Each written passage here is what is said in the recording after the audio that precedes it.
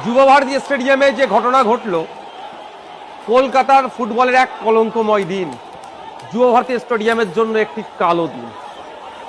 আমরা জানি গত রাত থেকেই রাত জেগে কলকাতা শুধু শহর নয়, রাজ্যের বিভিন্ন প্রান্ত থেকে মানুষ এসে উপস্থিত হয়েছেন যে সকালে মেসিকে দেখবেন। বিনামূল্যে নয়, তাদের অর্জিত অর্থ দিয়ে কেউ 4,000, 5,000, 12,000 টাকা দিয়ে টিকিট কেটে সে মেসিকে দেখবেন।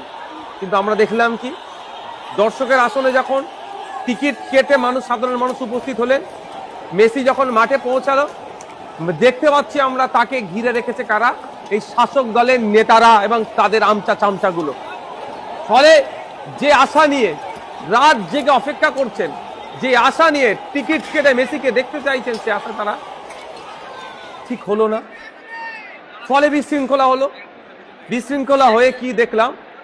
যুব ভারতী স্টেডিয়ামের নাম জাতীয় স্তরে আজ ক্ষুণ্ণ হলো, আন্তর্জাতিক স্তরে আমাদের মাথাঘাট হলো, বাঙালিদের মাথাঘাট। এর সম্পূর্ণ দায় রাজ্য প্রশাসনের, রাজ্য সরকারের, তার ওই মন্ত্রীগুলোর।